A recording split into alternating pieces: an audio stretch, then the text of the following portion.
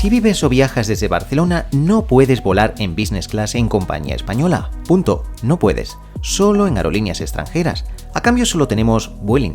Pero, ¿por qué un pasajero desde Madrid volando al mismo destino dentro de Europa sí tiene opciones en business class con la mismísima hermana gemela de Vueling, Iberia Express, la low cost de Iberia desde Madrid? ¿Por qué una sí y la otra no?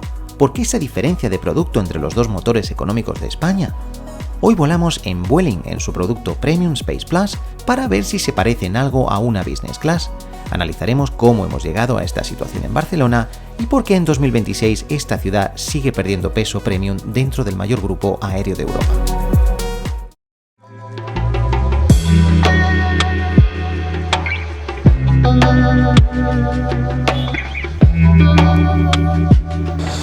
Bueno, pues hoy te propongo un viaje.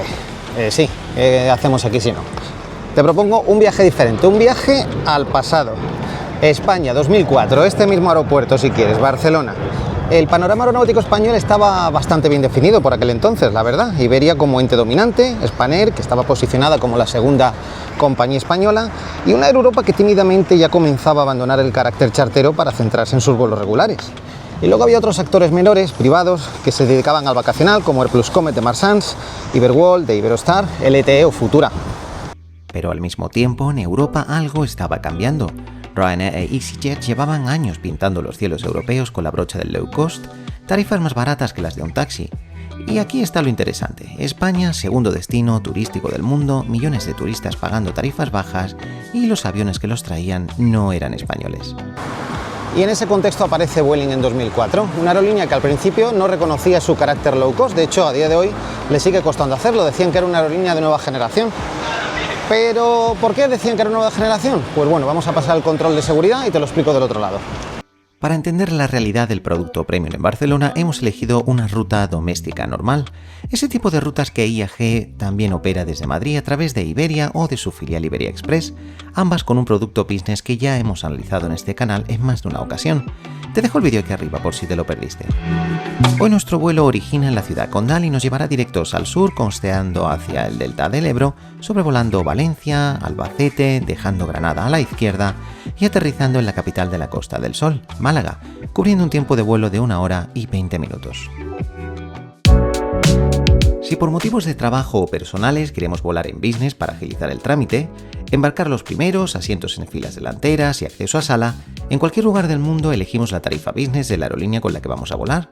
Pero aquí en Barcelona encontramos el primer problema, y es que en esta ruta, como en la mayoría de destinos desde Barcelona, solo tenemos dos compañías a elegir, Vueling y Ryanair, y ninguna dispone de business class.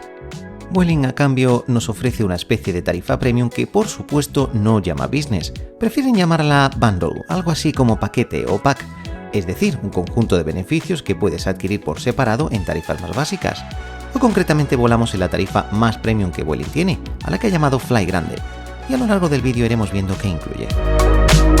En esta caótica terminal de salidas, Vueling pone a disposición de los pasajeros Fly Grande una zona diferenciada de check-in, muy parecida al servicio que Iberia ofrece en Madrid a sus pasajeros business, como ya vimos en vídeos anteriores.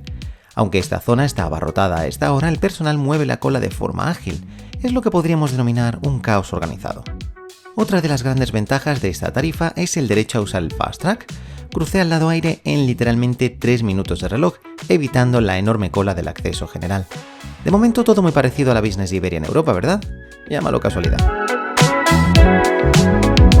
Este inmenso complejo cuenta con dos terminales, la T2, la antigua, donde operan compañías de todo tipo, tanto low cost como largo radio. Pero la joya de la corona del aeropuerto está en la moderna Terminal 1, la casa de Vueling, y desde donde volamos hoy. Esta terminal cuenta con una zona exclusiva para el puente aéreo de Iberia en esta esquina, y el resto es dominio de Vueling, que vemos por todas partes. El aeropuerto está muy bien diseñado. Vuelos Schengen embarcan desde la primera planta, vuelos non-Schengen desde la segunda, por lo que aquí puedes ver el A380 de Emirates embarcando justo al lado de un Vueling a Alicante. Una dosis de friquismo a niveles estratosféricos para geeks como tú y como yo. En cuanto a salas, la distribución es sencilla. Para vuelos Schengen, sala Pau Casals. Para el puente aéreo, sala Colomer, muy conveniente para los pasajeros que vuelan entre Barcelona y Madrid por trabajo. Y para non-Schengen, sala Joan Miró, en la segunda planta. Hoy volamos a Málaga, por lo que visitamos sala Pau Casals.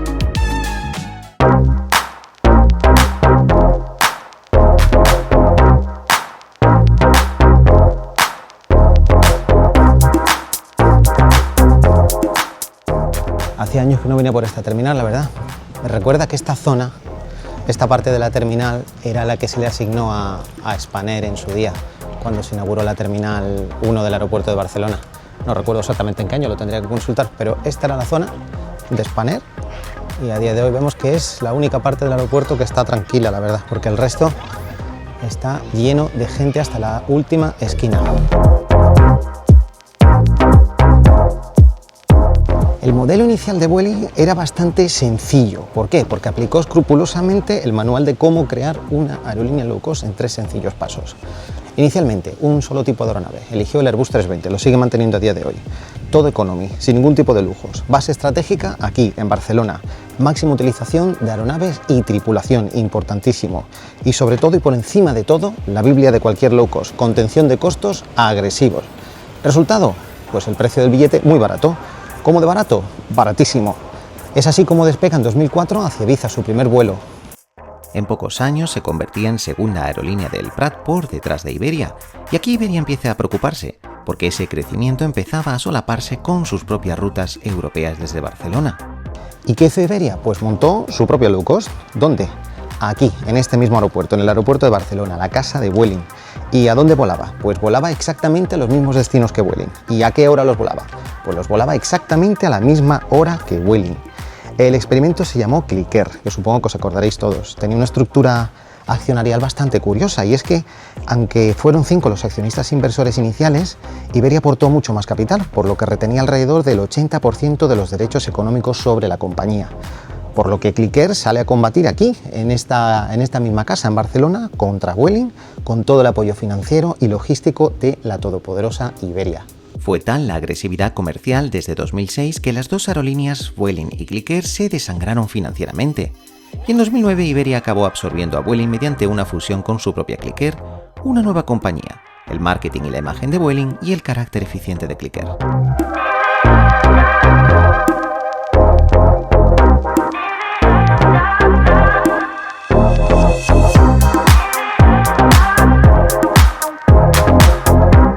Una de las pocas ventajas que tiene la Eurobusiness con respecto a otras regiones del mundo, como Estados Unidos, es el derecho a sala. Y me niego a llamar a estos lugares salas VIP o VIP, lo siento, no tienen nada de VIP. En fin, en Europa generalmente nuestro billete en business incluye acceso a sala, pero nos ha quedado claro que Vueling no quiere llamar a este producto business.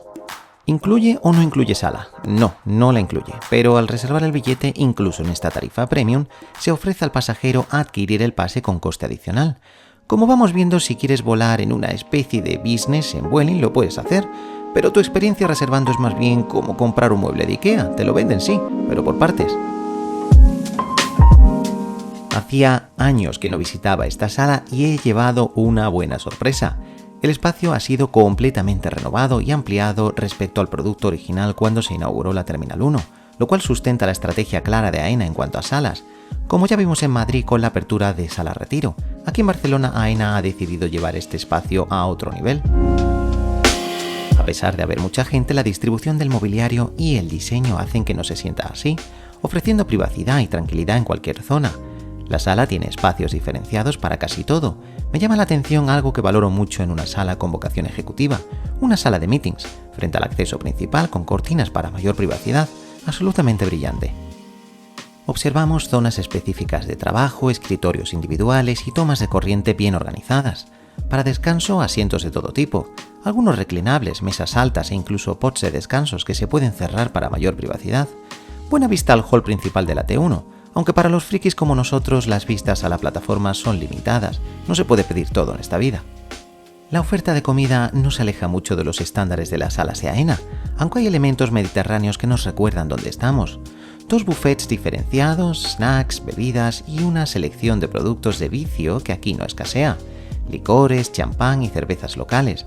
El personal hace un trabajo impresionante manteniéndolo todo perfectamente repuesto. En resumen, AENA ha hecho un muy buen trabajo, un espacio muy premium, que no termina de encajar con el producto premium que las aerolíneas que operan aquí ofrecen. Si por ejemplo vuelas en Lufthansa o Air France desde Barcelona, tu experiencia premium empieza en el aeropuerto, pero con datos de 2025 Vueling controla en torno al 40% de todo el tráfico de este enorme aeropuerto. por lo que es más que probable que para moverte por Europa acabes a bordo de uno de estos aviones amarillos. Y creo que los españoles aún no somos conscientes de lo grande que es Vueling a día de hoy.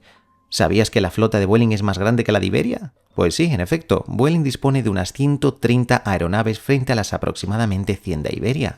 Es la aerolínea con mayor número de aviones de toda España. ¿Pero cómo ha llegado tan lejos? Veamos.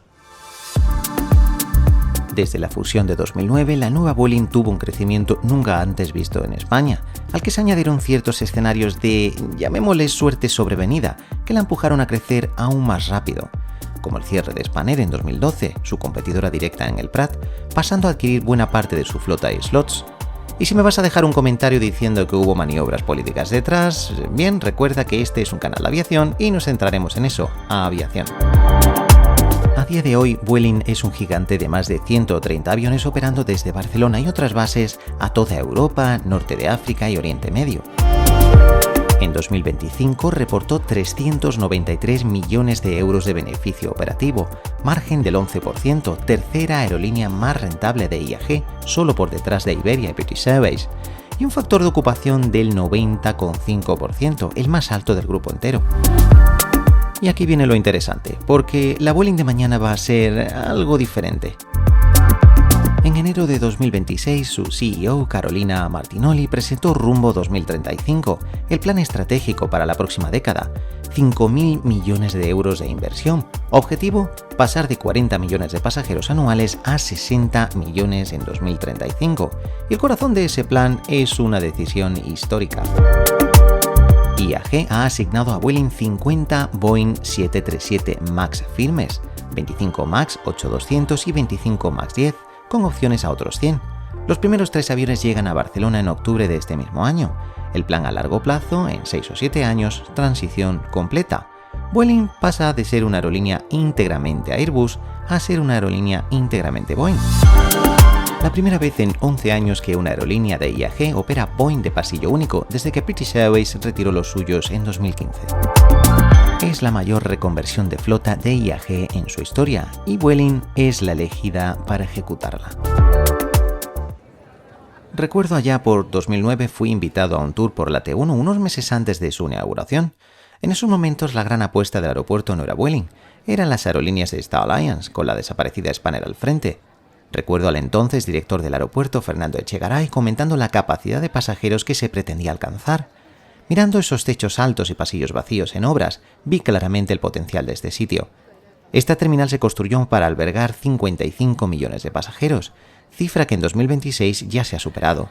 Cerró 2025 con 57 millones y medio de pasajeros, y no hace falta que analicemos los datos, la saturación es más que evidente.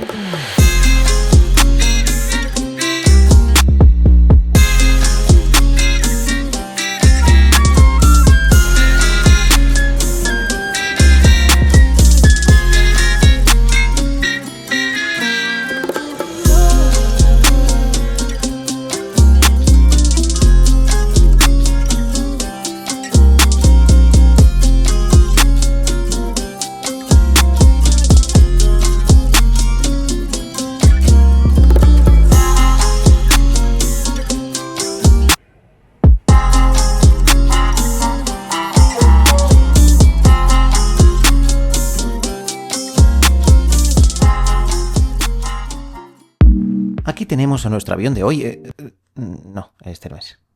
Aquí tenemos, ahora sí, nuestro avión de hoy, el eje central de la idea original de flota de Vueling. Pero a día de hoy la flota tiene algo más que A320. Veamos. La flota actual de Vueling se compone en su mayoría por la joya de la corona del fabricante europeo, el A320, en sus versiones CEO y Neo. Incorpora también algunas unidades del A319 para operaciones específicas y el caballo de batalla de alta densidad, el A321 en sus versiones CEO y Neo. Pero lo interesante viene a partir de octubre de 2026, cuando, como hemos comentado, Vueling comienza a recibir sus Boeing 737 MAX. Lo que no termina de estar claro, independientemente de los anuncios oficiales, es si veremos a una Vueling 100% Boeing o si finalmente distribuirán sus necesidades con un sistema Mixed Fleet Boeing Airbus. El tiempo dirá, y aquí estaremos para analizarlo.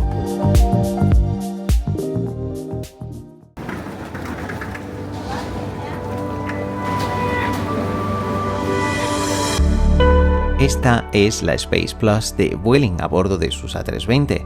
Hoy concretamente encontramos este avión configurado con estos recaros BL3530, diferentes a los habituales recaro SL3510 Slimline, instalados en la mayor parte de la flota, no solo de Vueling, sino también de Iberia e Iberia Express. De entrada, esta cabina no dispone de diferenciación de clases, nada de cortinas separadoras, pero las 4 filas del bundle Fly Grande tienen un cabezal diferenciador en un color más oscuro, con el tipo de asiento indicado en él. De nuevo Vueling rozando los límites de tenemos una clase business, pero no. La primera fila se comercializa como Space One y se incluye dentro de esta tarifa, eligiéndose en el check-in sin coste adicional.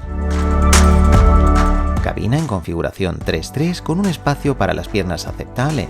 Las 4 primeras filas tienen un pitch de unas 30 pulgadas o 76 centímetros frente a los 29 pulgadas o 73 centímetros del resto. En este tipo de asientos, las 4 primeras filas tienen un leve reclinado, pero recuerda que en el resto de la flota con los asientos SL3510 ni siquiera estas filas se reclinan. Hoy hemos tenido suerte, al menos en esto, porque más adelante veremos que en otros elementos no tanto. La mesa se abre de esta forma, que luego veremos en profundidad, y concretamente este avión no dispone de cargadores ni USB. La gran diferencia de esta tarifa de Vueling respecto a la Eurobusiness de Iberia o Iberia Express es que el asiento del medio no se encuentra bloqueado. Es más que probable que tengas a alguien sentado en el central, si ese alguien lo eres tú. En cuanto al espacio para las maletas, al viajar en Space Plus o Space One tenemos grupo de prioridad 1 de embarque, embarcando los primeros, con los compartimentos de las 4 primeras filas reservados. Un tripulante vigila agresivamente que ningún otro pasajero abra esos compartimentos. Buen trabajo, porque no debe ser fácil lidiar con esto en cada embarque. Primera impresión, bien, el producto es muy similar, si no completamente gemelo, al de la Business de Iberia o Iberia Express, de no ser por el asiento central no bloqueado. Pero el dios del algoritmo ha querido que hoy la única plaza libre del avión sea la de mi izquierda, alhamdulillah, así que el pasajero de mi lado y yo contamos con el asiento central libre. ¡Qué momento en la historia para estar vivo! Este avión lamentablemente dispone de aireadores individuales, y digo lamentablemente porque hoy esta aeronave tiene el APU inoperativo. La temperatura en cabina ahora mismo se parece a las de las barandillas del infierno, pero ningún problema, es aquí donde el tarjetón de seguridad entra en acción. Y una vez esté listo, estaremos ya cerrando puertas y poniendo en marcha, y una vez en el aire tiempo de vuelo será de 1 hora y 20 minutos. La metroopción cruza...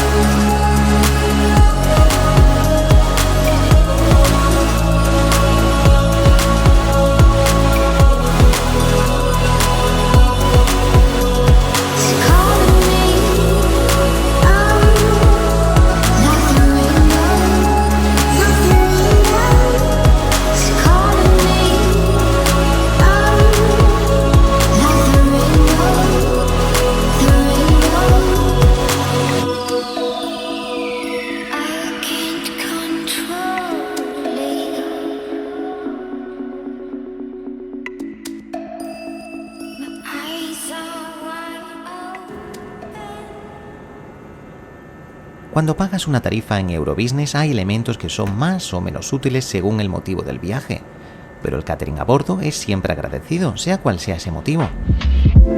Volando en compañías de IAG estamos acostumbrados a tener catering de Joe & Co, por el que ya sabes que tenemos cierta predilección en este canal por su calidad indiscutible. Vueling ha decidido navegar por otra vertiente y recientemente ha firmado un acuerdo de colaboración con el conglomerado suizo Gate Group. El acuerdo tiene como objetivo, y cito textualmente, prestar servicio a Vueling con un ecosistema digital de venta a bordo 360, diseñado para mejorar la experiencia del cliente e impulsar la eficiencia operativa.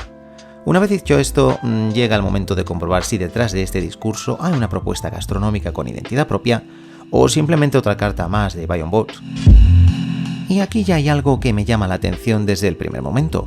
Vueling no intenta competir con el enfoque casi gastronómico de Joe & Co. Sin embargo, construye una narrativa completamente distinta. La carta se presenta bajo una idea muy concreta: sabores del Mediterráneo. Producto local, marcas reconocibles, una selección que transmite origen más que sofisticación. En la carta Observo aparecen colaboraciones curiosas. El café ya no es genérico. Entra Good News, una marca nacida en Barcelona. Los desayunos cambian según el aeropuerto de salida. Propuesta desde París, Ámsterdam, Londres o España. Y en la parte salada, referencias reconocibles para el pasajero español. Enrique Tomás, Heura, Salgot o incluso una tortilla de patatas firmada por la cocina de Senén. ¿Alta cocina a 35.000 pies en una low cost? Evidentemente no. Pero sí una propuesta bastante más pensada de lo que uno espera encontrar en una low cost europea. Menos aspiracional, por supuesto, más cercana. Menos experiencia de restaurante. Más escaparate gastronómico mediterráneo llevado a bordo. Y sinceramente, dentro del segmento en el que compite Vueling, no es una dirección nada equivocada.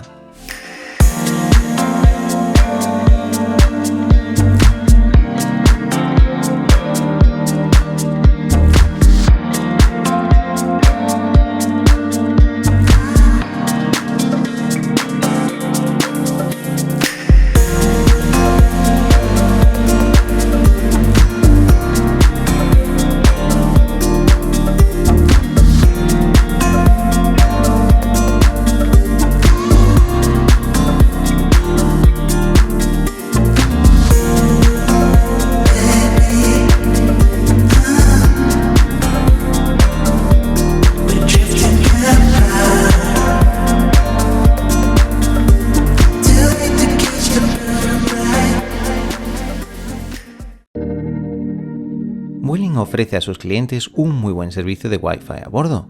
Lamentablemente este avión no está equipado con conectividad, pero en otros vuelos lo he probado y funciona muy bien. Conexión estable y accesible, gratis los primeros 15 minutos y las tarifas posteriores comienzan desde 0,99 céntimos. Más que razonable, la verdad. Como ocurre en todas las compañías de IAG españolas, excepto Iberia Corto Radio, Vueling proporciona un estupendo servicio de streaming, que tampoco tenemos disponibles en este avión hoy. El contenido se accede a través de la red del avión. Cuenta con películas, series, programas educativos y, muy importante, mapa interactivo proporcionado por Flightpath 3D. Y lo mejor, gratis para todos los pasajeros. Es decir, si te toca un avión con Wi-Fi y streaming y teniendo en cuenta que Vueling opera vuelos low cost de corto y medio alcance, es una propuesta muy bien traída, que aporta valor a cualquier tarifa. Porque, no te olvides, seguimos a bordo de una aerolínea low cost, o más bien va cobrando sentido eso de nueva generación. No sé. Recuerda además que todos los aviones de los operadores de IAG, incluyendo Vueling, serán equipados con conexión Starlink. Curioso va a ser ver una low cost como Vueling con Starlink y streaming a bordo, ¿verdad? Si hablamos de tarifa premium o pseudo business, entendemos que muy probablemente nos interese este tipo de producto, sobre todo en vuelos por trabajo, como es mi caso en el día de hoy. Es un vuelo corto, como casi todos dentro de Europa, pero ese tiempo es mi momento de producción, de desconectar, de trabajar sin entretenimiento, y para eso necesitamos un sitio cómodo.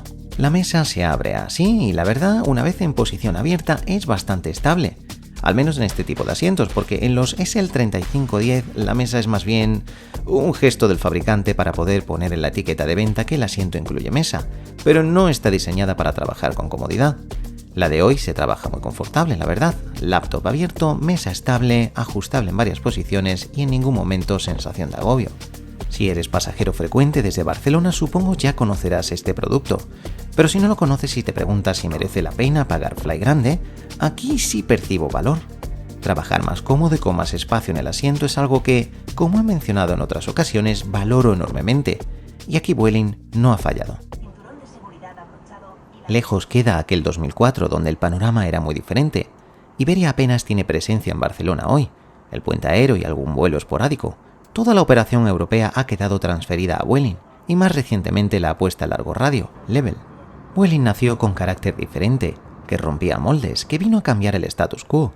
Nunca reconoció ser una low cost porque en esencia lo es, pero la apuesta en escena tiene elementos que la hacen más un híbrido que un bajo coste al uso.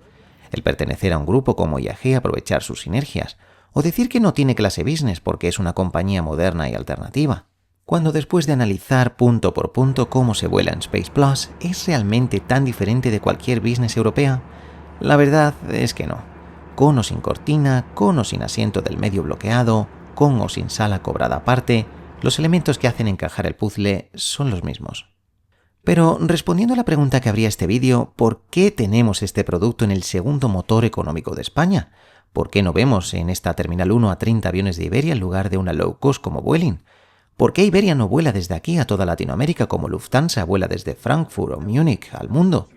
Y aquí es donde la respuesta se vuelve más interesante de lo que parecía al principio del vídeo. Porque la respuesta no es simplemente que IAG haya abandonado Barcelona. La respuesta es algo más sofisticada. Y para entenderla hay que entender España, su historia, sus identidades regionales y entender Cataluña. Iberia como marca tuvo que desplazarse de este aeropuerto en su día, pero IAG no ha abandonado Barcelona, la ha vestido con otra ropa. Vueling y Level son la presencia de IAG en Cataluña, solo que con marcas que sí han calado, marcas con personalidad propia, con identidad regional propia.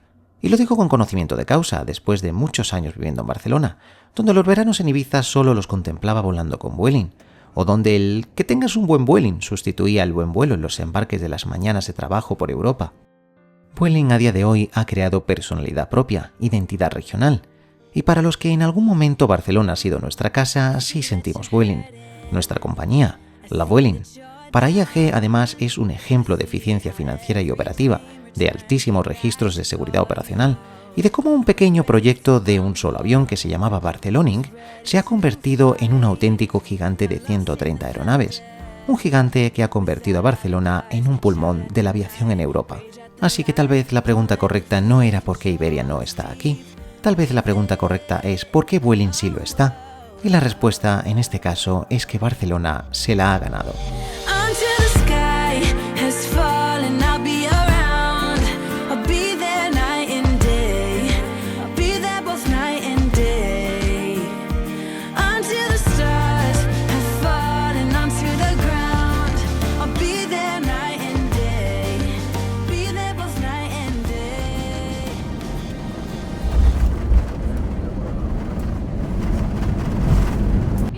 Málaga, donde hemos aterrizado a las 2:15 de la tarde, hora local.